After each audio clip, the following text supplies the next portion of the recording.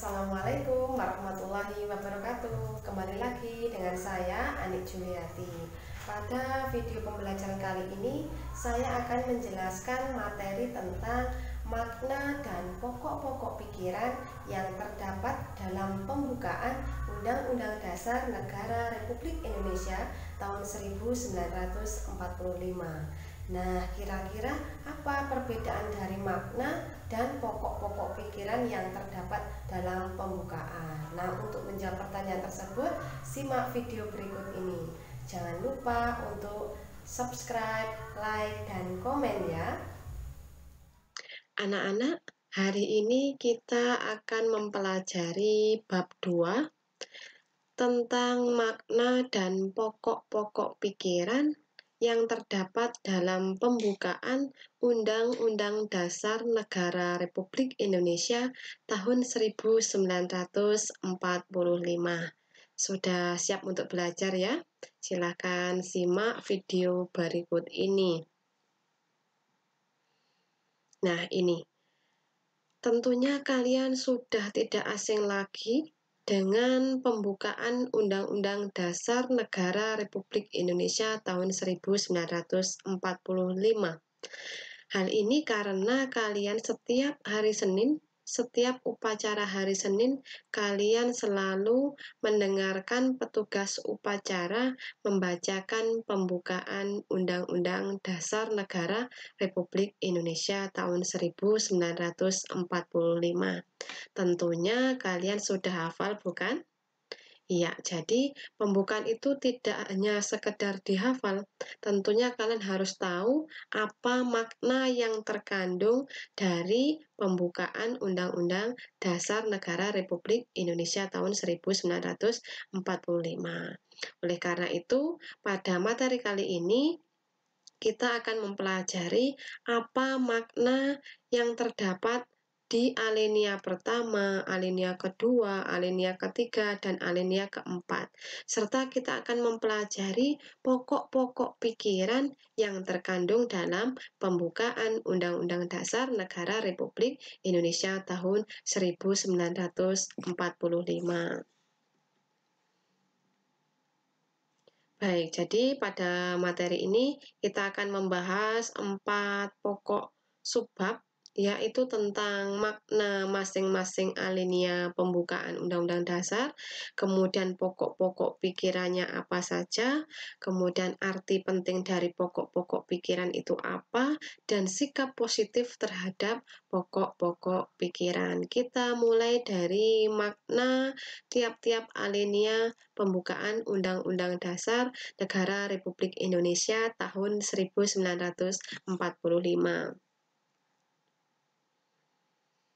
Nah, ini alinea pertama pembukaan Undang-Undang Dasar itu berbunyi bahwa sesungguhnya kemerdekaan itu ialah hak segala bangsa, dan oleh sebab itu maka penjajahan di atas dunia harus dihapuskan karena tidak sesuai dengan pri kemanusiaan dan pri keadilan. Nah, makna yang terkandung di alinea yang pertama ini ada 2, yaitu memuat dalil objektif dan memuat dalil subjektif. Nah, dalil objektif yaitu kemerdekaan sebagai hak bagi semua bangsa di dunia, karena kemerdekaan merupakan hak asasi sebuah bangsa yang bersifat universal. Jadi objektif itu untuk semua bangsa di dunia karena bersifat universal. Kemudian memuat dalil subjektif, yaitu aspirasi bangsa Indonesia untuk melepaskan diri dari penjajahan. Jadi, pada alinea yang pertama ini terdapat 2 makna. Yang pertama mengandung dalil objektif dan dalil subjektif. Kemudian di alinea yang kedua. Alinea kedua berbunyi, dan perjuangan pergerakan kemerdekaan Indonesia telah sampailah kepada saat yang berbahagia dengan selamat sentosa mengantarkan rakyat Indonesia ke depan pintu gerbang kemerdekaan negara Indonesia yang merdeka, bersatu, berdaulat, adil, dan makmur. Makna yang terkandung pada alinea kedua ini yaitu 1. Perjuangan bangsa Indonesia telah mencapai tingkat yang menentukan. Maksudnya bagaimana tingkat yang menentukan ini? Bahwa perjuangan bangsa Indonesia itu sudah mencapai pintu gerbang kemerdekaan negara Indonesia. Berarti tinggal sedikit lagi sudah merdeka. Kemudian yang kedua yaitu momentum yang telah dicapai harus dimanfaatkan untuk menyatakan kemerdekaan. Maksudnya bagaimana? Tadi sudah mencapai pintu gerbang. Jadi selanjutnya harus dimanfaatkan untuk segera menyatakan kemerdekaan. Kemudian makna alinea kedua yang ketiga yaitu makna alinea kedua bagian poin 3 yaitu kemerdekaan harus diisi untuk mewujudkan cita-cita negara Indonesia. Apa cita-cita negara Indonesia itu?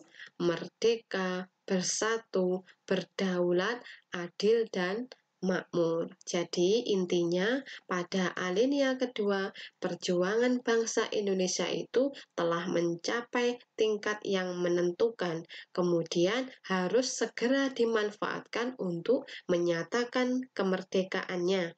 Setelah merdeka bagaimana? Harus untuk mewujudkan cita-cita negara Indonesia yaitu merdeka, bersatu, berdaulat, adil, dan makmur. Makna merdeka negara Indonesia itu bebas dari penjajahan, bersatu. Bangsa Indonesia menghendaki bersatu dalam negara kesatuan. Sehingga sebutannya NKRI, Negara Kesatuan Republik Indonesia. Kemudian makna berdaulat, bangsa Indonesia sederajat dengan negara-negara lain di dunia, bebas untuk menentukan arah dan kebijakan bangsa tanpa campur tangan negara lain.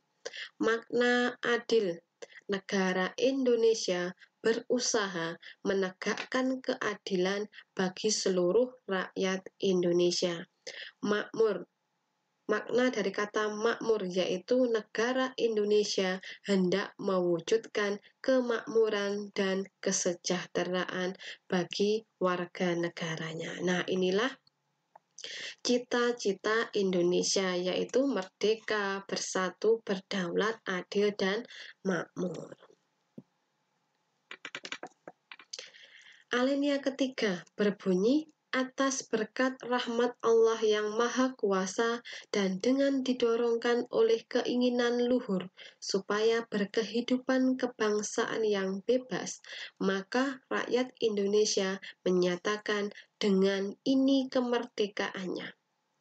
Makna yang terkandung pada alinea ketiga ada 2 poin penting, yaitu pernyataan kemerdekaan Indonesia. Ada pada kalimat, maka rakyat Indonesia menyatakan dengan ini kemerdekaannya. Kemudian makna yang kedua, kemerdekaan yang dicapai bangsa Indonesia itu merupakan rahmat dan anugerah Tuhan yang Maha Kuasa. Jadi pada alinea ketiga itu ada pernyataan kemerdekaan dan motivasi spiritual.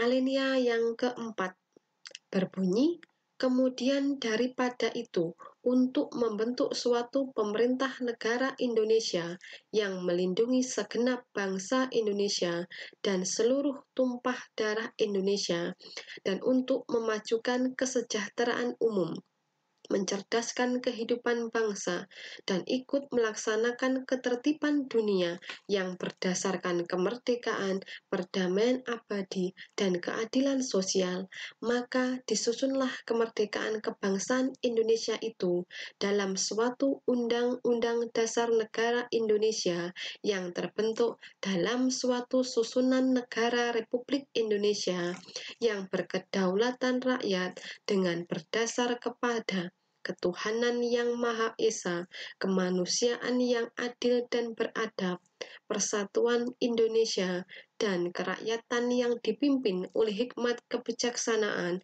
dalam permusyawaratan perwakilan, serta dengan mewujudkan suatu keadilan sosial bagi seluruh rakyat Indonesia. Nah, itu tadi adalah bunyi dari alinea yang keempat. Apa makna alinea keempat? Pada alinea keempat ini memuat prinsip-prinsip negara Indonesia. Prinsip apa saja? Yang pertama, tujuan negara Indonesia. Apa tujuan negara Indonesia itu? Nah, ini ada pada kalimat ini.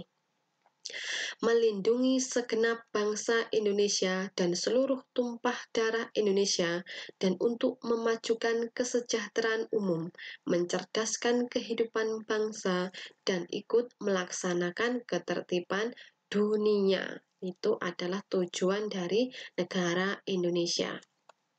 Prinsip yang kedua yaitu ketentuan diadakannya Undang-Undang Dasar. Jadi, kata Undang-Undang Dasar ini menjelaskan atau menerangkan bahwa berlakunya sebuah undang-undang dasar. Yang ketiga, kedaulatan rakyat. Nah, ada pada kata yang berkedaulatan rakyat. Jadi kekuasaan tertinggi itu ada di tangan rakyat dan dilaksanakan berdasarkan Undang-Undang Dasar. Kemudian memuat prinsip yang keempat, dasar negara atau Pancasila. Nah, ini pada bunyi ketuhanan yang Maha Esa, kemanusiaan yang adil dan beradab, persatuan Indonesia, dan kerakyatan yang dipimpin oleh hikmat kebijaksanaan dalam permusyawaratan perwakilan, serta dengan mewujudkan suatu keadilan sosial bagi seluruh rakyat Indonesia. Jadi, pada alinea keempat ini memuat prinsip-prinsip negara berupa tujuan negara, ketentuan diadakannya Undang-Undang Dasar, kedaulatan rakyat, dan dasar negara. Nah, sekarang kita akan membahas tentang pokok-pokok pikiran pembukaan Undang-Undang Dasar Negara Republik Indonesia tahun 1945. Apa itu pokok-pokok pikiran? Pokok pikiran pembukaan Undang-Undang Dasar Negara Republik Indonesia tahun 1945 merupakan aturan dasar, aturan pokok, aturan yang paling penting dalam menyusun pasal-pasal Undang-Undang Dasar Negara Republik Indonesia tahun 1945. Jadi dalam menyusun pasal-pasal ini harus memperhatikan pokok-pokok pikiran yang terdapat dalam pembukaan.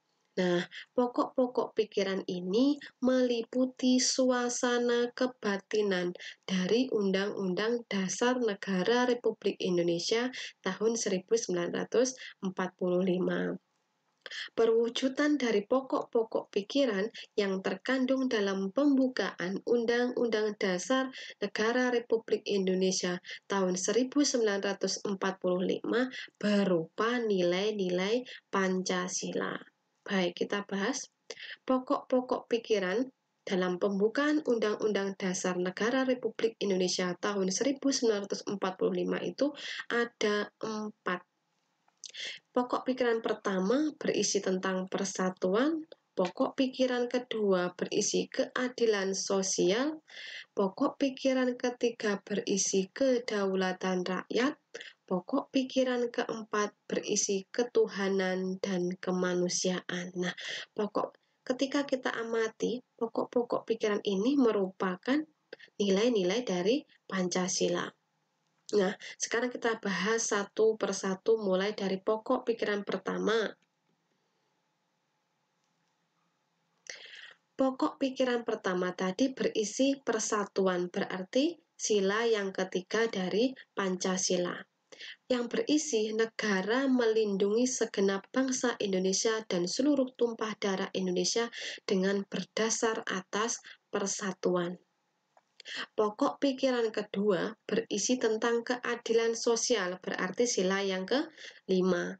Negara hendak mewujudkan keadilan sosial bagi seluruh rakyat Indonesia. Pokok pikiran ketiga berisi tentang kedaulatan rakyat, berarti sila yang keempat. Negara yang berkedaulatan rakyat berdasarkan atas kerakyatan dan permusyawaratan perwakilan. Pokok pikiran keempat berisi ketuhanan dan kemanusiaan, berarti ketuhanan sila yang pertama, kemanusiaan sila yang kedua. Negara berdasar atas ketuhanan yang Maha Esa menurut dasar kemanusiaan yang adil dan beradab. Nah, ini ada rumus cepat cara menghafalkan pokok-pokok pikiran. Selain kalian paham, juga harus hafal. Nah, rumus cepatnya seperti ini. Bu Ani singkat, pokok pikiran pertama tadi kan sila ketiga. Saya ambil kata ga. Kita tulis di sini ga. Pokok pikiran kedua sila kelima. Kita ambil kata yang belakang sendiri, ma. Pokok pikiran ketiga sila keempat. Saya ambil yang kata belakang sendiri, pat. Saya tulis pat di sini. Pokok pikiran keempat ada pada sila 1 dan 2. Saya ambil kata tu dan a. Nah, tu dan a. Kemudian kita singkat menjadi gama patua. Jadi pokok-pokok pikiran itu ada 4, yaitu gama patua. Gama patua. Nah, bagaimana? Misalnya begini, ketika ada pertanyaan, pokok pikiran keempat pembukaan Undang-Undang Dasar 1945 merupakan sila yang Nah, pokok pikiran keempat kita sudah punya rumus gama patua. Berarti kan pokok pikiran yang keempat patua. Jadi di sini tua, tu sila 1 dan 2. Misalnya ada pertanyaan pokok pikiran pertama, ga berarti sila yang ketiga. Jika yang ditanyakan pokok pikiran kedua berarti gama, ma berarti sila yang kelima. Jika yang ditanyakan pokok pikiran ketiga berarti gama pat, berarti sila yang keempat. Bagaimana anak-anak? Sudah paham? Saya ulangi lagi ya. Jadi rumusnya kita singkat menjadi gama patua. Jika yang ditanyakan pokok pikiran pertama berarti ga, sila ketiga. Jika yang ditanyakan pokok pikiran kedua, ma, berarti kan ma, sila yang kelima. Jika yang ditanyakan pokok pikiran ketiga, pat, berarti sila yang keempat. Jika yang ditanyakan pokok pikiran 4, kita singkat tadi tua, berarti tu, sila 1 dan 2. Nah, sekarang kita akan mempelajari sikap positif terhadap pokok pikiran dalam pembukaan Undang-Undang Dasar Negara Republik Indonesia tahun 1945. Pokok-pokok pikiran pembukaan Undang-Undang Dasar Negara Republik Indonesia tahun 1945 tidak hanya sekadar menjadi rangkaian kata-kata luhur tanpa menjadi pegangan hidup dalam kehidupan bermasyarakat, berbangsa, dan bernegara. Upaya mempertahankan pokok-pokok pikiran dalam pembukaan Undang-Undang Dasar Negara Republik Indonesia tahun 1945 tidak hanya dilakukan dengan tidak merubahnya. Mewujudkan pokok-pokok pikiran dalam pembukaan Undang-Undang Negara Republik Indonesia tahun 1945 dengan cara setiap lembaga negara, lembaga masyarakat, dan seluruh warga negara wajib untuk memperjuangkan pokok-pokok pikiran tersebut menjadi sebuah kenyataan. Jadi pokok-pokok pikiran ada 4 tadi, Gama Pattua, sila ketiga, sila kelima, sila keempat, sila 1 dan 2 harus diwujudkan menjadi kenyataan dengan cara mengamalkannya dalam kehidupan sehari-hari. Demikian video pembelajaran tentang makna dan pokok-pokok pikiran yang terdapat dalam pembukaan Undang-Undang Dasar Negara Republik Indonesia tahun 1945. Semoga materi tersebut dapat bermanfaat untuk kita semua. Terima kasih sudah menonton. Wassalamualaikum warahmatullahi wabarakatuh.